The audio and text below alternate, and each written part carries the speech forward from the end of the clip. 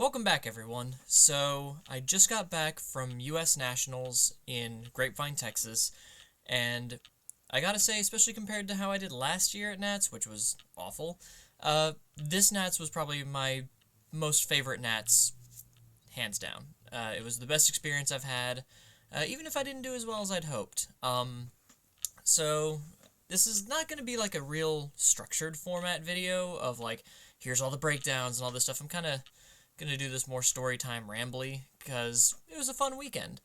Um, First off, thank you to UVS Games and Sean at Rochester CCG for putting on an amazing event. The side events were good that I competed in, even though I kind of dropped halfway through one of them, but hey, food comes first. The main event was great. I loved the structure of having 4 rounds day 1 and 5 rounds day 2. I think that made it much more manageable mental load-wise, to use the vernacular of Mr. Stark, but I thought that was really good. You didn't have to worry too much about, are we getting a lunch break? When are we going to eat? How late are we going to be? You just had to do 4 rounds, and you were done. And I really enjoyed that.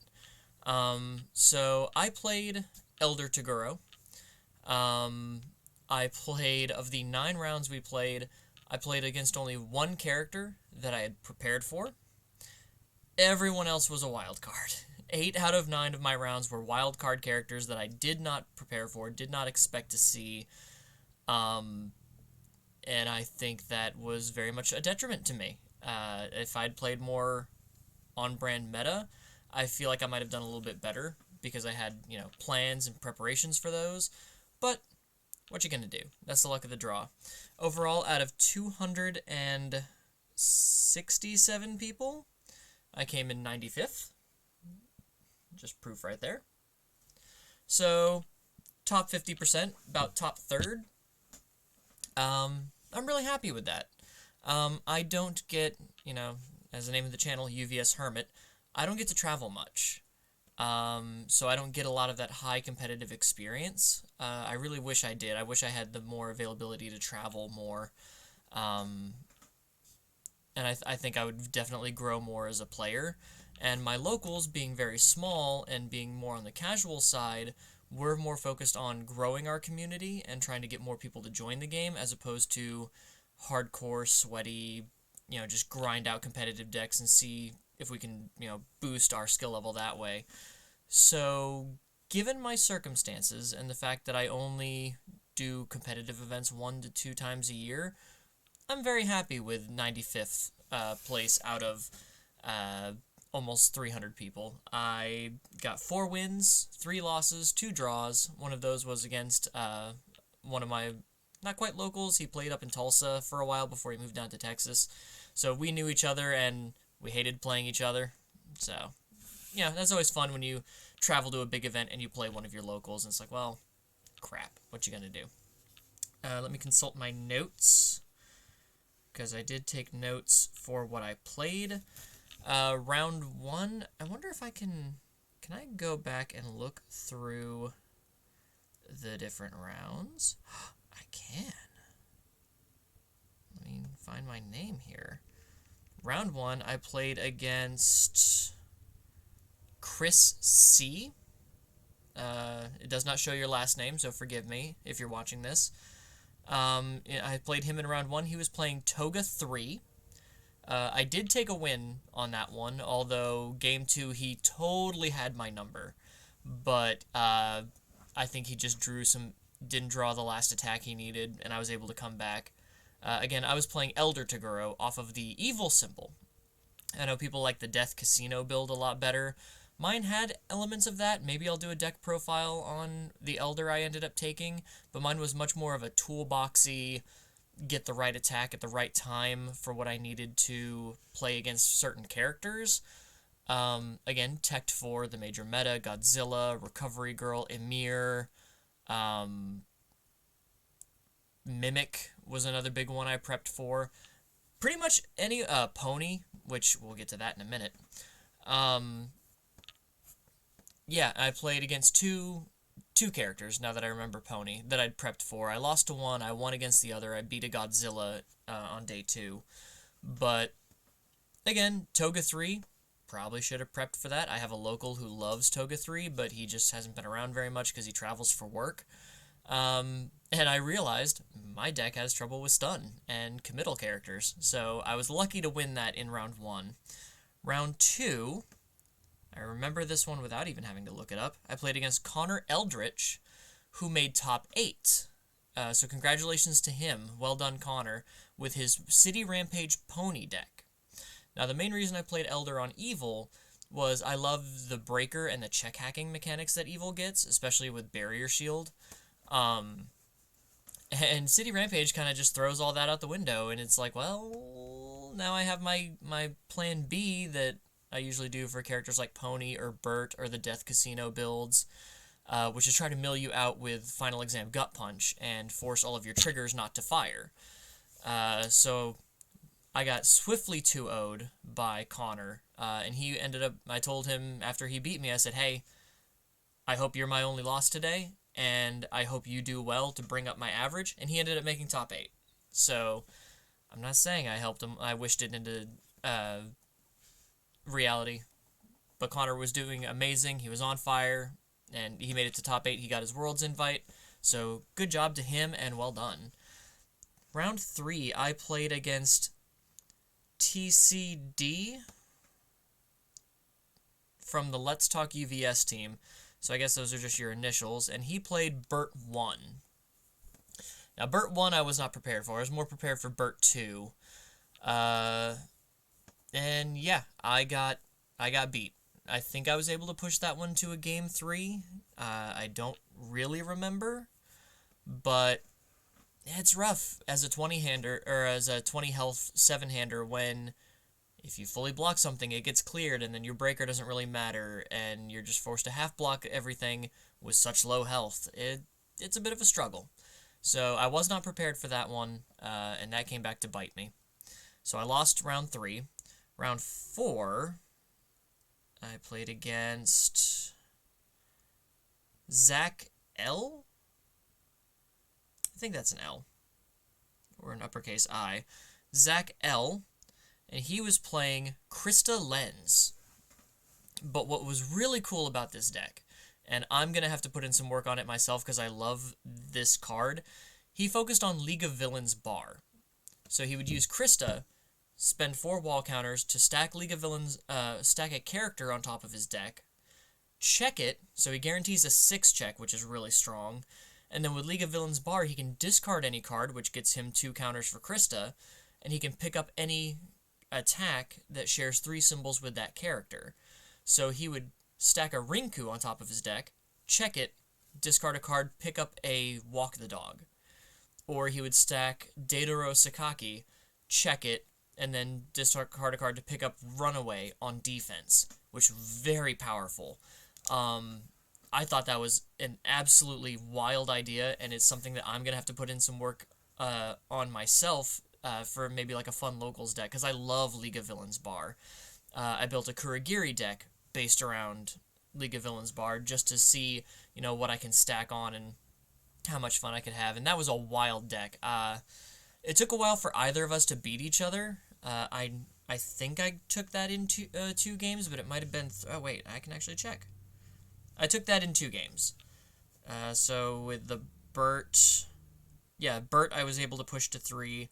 Against Zach, I won in 2, but it was a bit of a slog. We both kind of walled up and couldn't beat each other, and I think I only had 2 games all weekend that didn't go to time or almost go to time.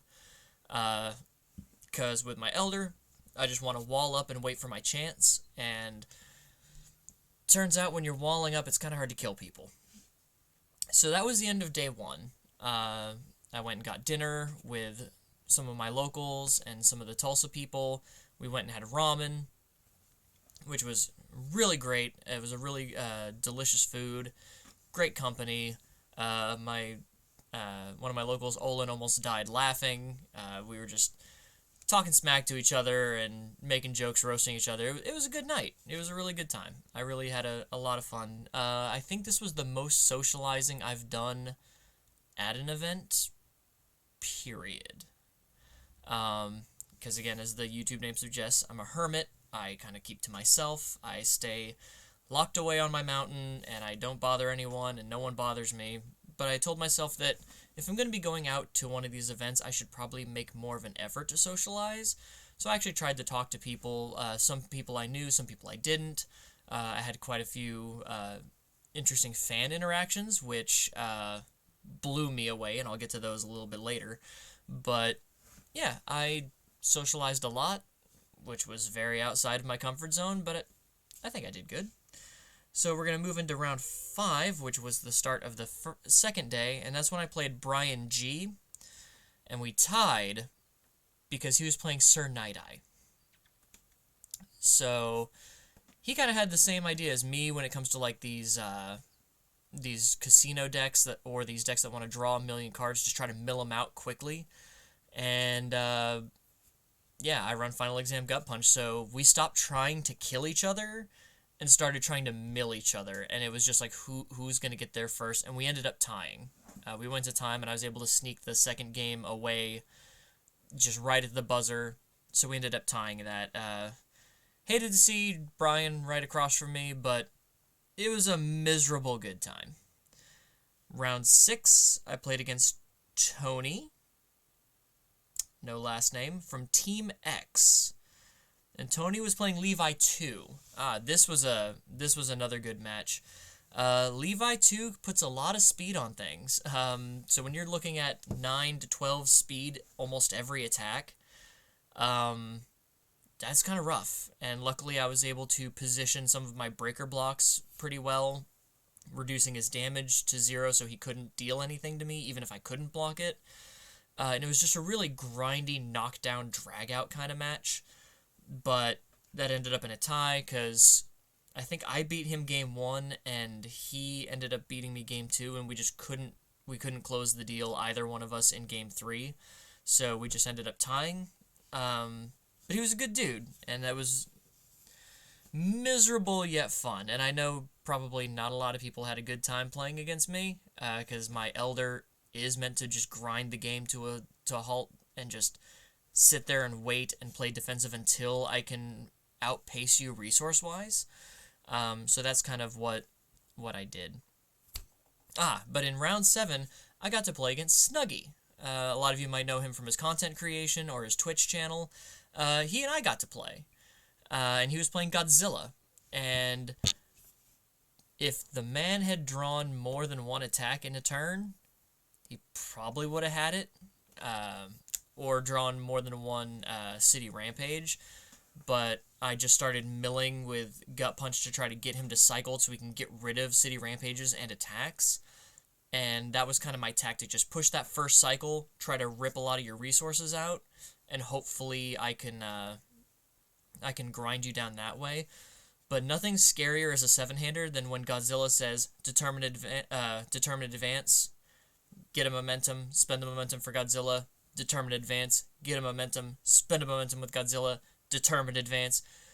As someone who runs barrier shields as a very strong source of my defense, Determined Advance is not a card I want to see, let alone 3 attacks in a row. And the fact that I was able to survive that turn is insane. I had to play out of my mind, just hard blocking things, half blocking things, and just, I think I had to take 9 to the face just on that last one because I couldn't block it. I had no more resources up, and I just had to hope. And then I was just focused on using my check hacking defensively to try to make sure he couldn't just run me over for the rest of the turn. But Snuggy's a good dude. We had a good time chatting and talking. And he actually told me that he started learning watching some of my videos, which, as someone as successful as he is, to hear him say that to me just blew my mind. It floored me.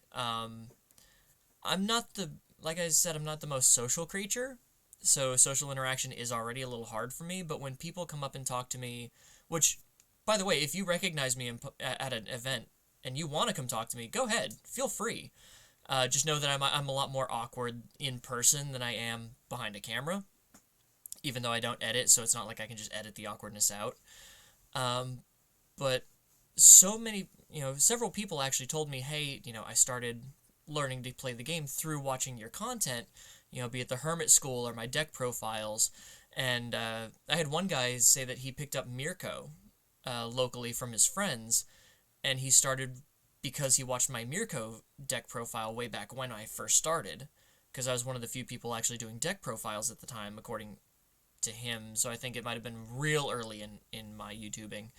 But, he said he built that Mirko deck and he ran it at locals and got his head kicked in until he just started, modifying it, learning and building it up. But that's where he started, with one of my decks, and it just absolutely floored me. Like, if you talk to me and you tell me that you learned from me, you will see the deer in the headlights look, because I just don't know how to respond. I did start this channel mainly to help people learn, but to hear that it actually had that effect, I'm still not used to that yet.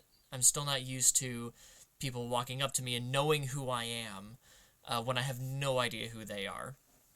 I had another guy walk up to me and recognize me from the first webcam tournament I ever played in. And he asked me for clarification on some retro rules, because he was going to start the retro side event as his first retro event ever.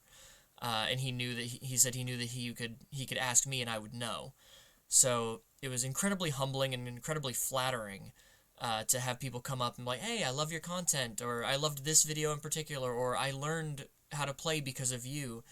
Just, it made my weekend, guys, so I really appreciate that. And I don't mean to sound like I'm blowing my own horn or anything, but just those kind of interactions, not something I was prepared for mentally or anything like that. So if I did look a little glazed over, it's because I didn't know how to respond and my brain was stalling. But thank you so much, guys. Just hearing how much that I've helped other people learn how to play and pick up the game just makes all of this feel very worthwhile, more so than getting product to reveal or review from UVS Games. Just hearing from you guys, or if I hear in the comments of some of these videos that I've helped people figure out the game, or if I get messages on Discord of people asking questions or telling me how much I've helped them, that makes all of this feel so much worth all of the work that I put into it. So thank you guys from the bottom of my heart. I really appreciate it. But that was round 7, before I get any more teary-eyed. Round 8 was against Dylan B from Let's Talk UVS, and he was playing Bakugo 4. I managed to take this one to 3 games before he beat me. I think I won game 1, and it was pretty back and forth. And then game 2, he absolutely just blew me out of the water. He just had all of the stun grenades into Explosive Rebuke, into ripping cards out of my hand, and he tore me asunder. Game 2, it wasn't even close. Game 3, I think, was a bit more back and forth, but he did end up beating me. I don't have any answers for discard. So, yes, and again, something I wasn't prepared for, but matched very well into me and what I was trying to do, and probably into some of the other meta as well. He outplayed me. I'm not mad about it. So good job to Dylan. And then lastly, in round 9, I was supposed to play against Carson P from Let's Talk UVS, but he never showed up. So I don't know if, kind of like me halfway through the retro tournament, he just got hungry and went to go get food. No idea. All I know is he didn't show, so I don't even know what he would have played.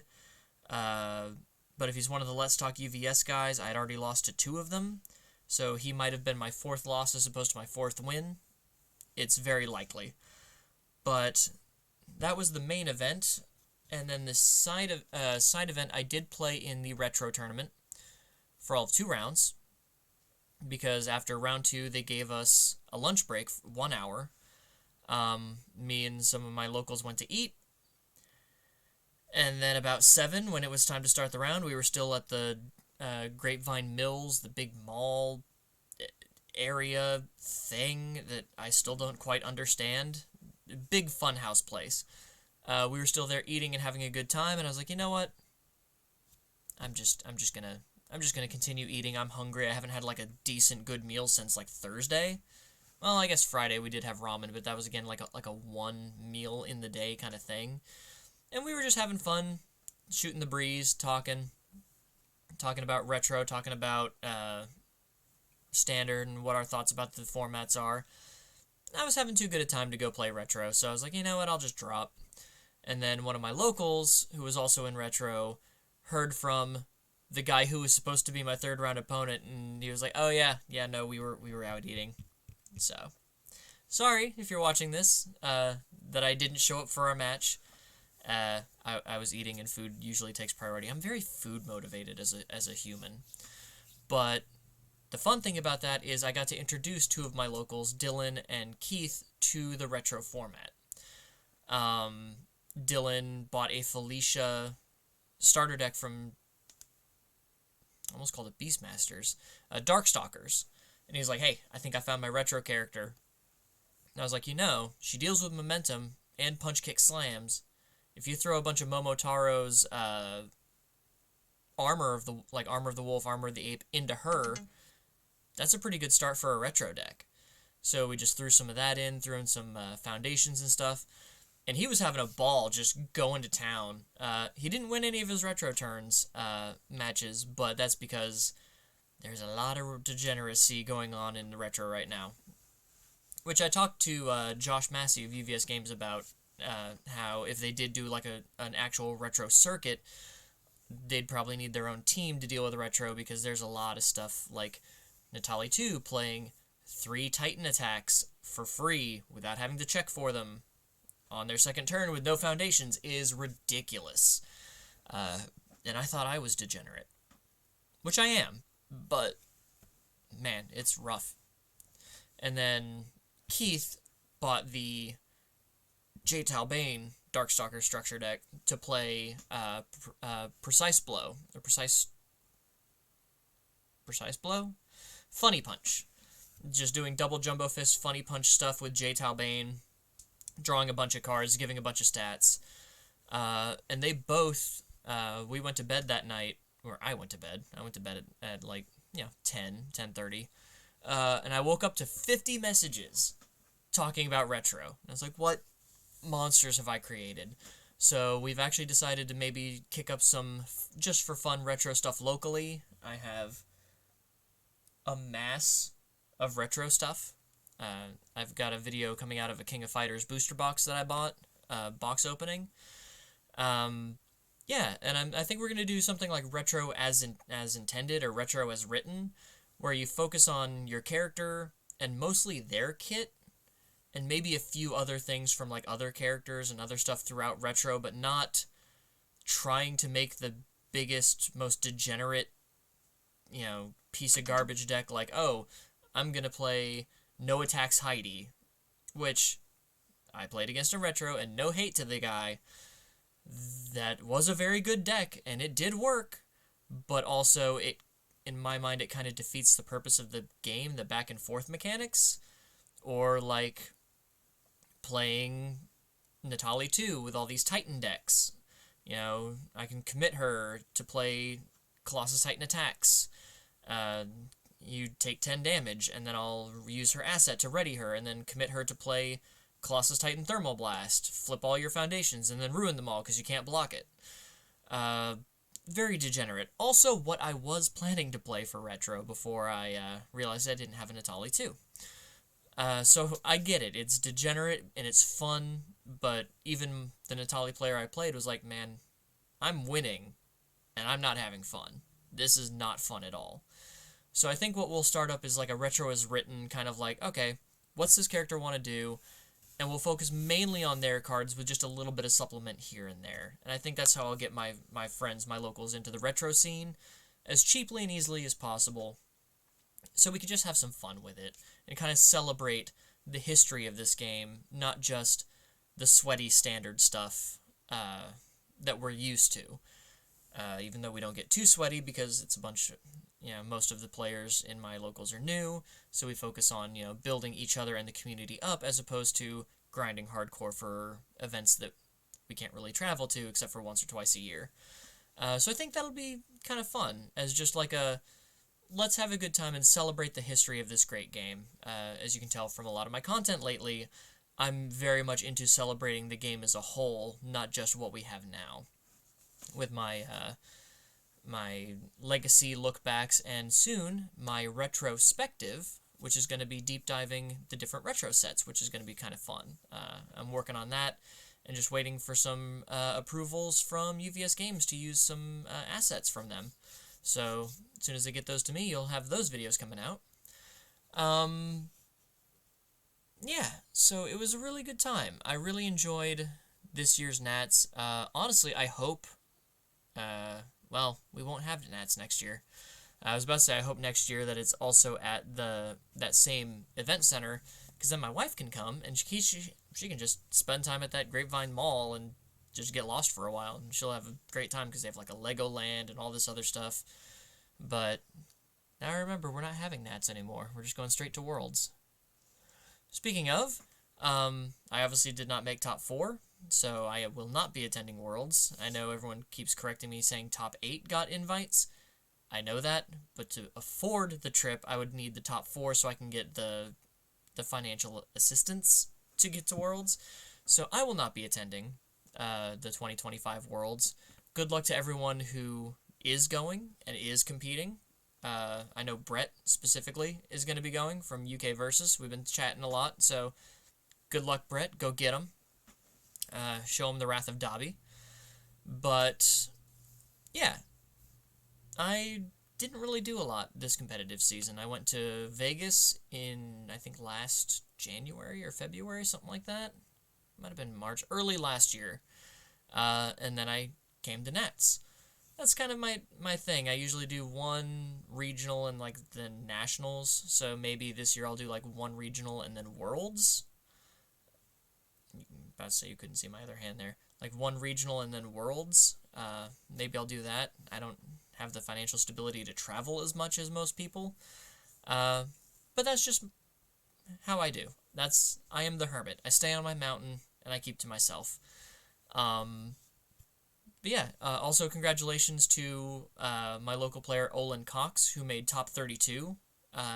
He's only been playing for like 6 months, but he's worked really, really hard at this game, and to see him change his mind to Godzilla from, I think he was planning to play Paul Phoenix. He'd been running that deck for like the past 3 months, but to see him switch like day before to Godzilla, which he had been also working on, but not as much as Paul, and to see him go to top 32, insanely proud of him. Well done, dude.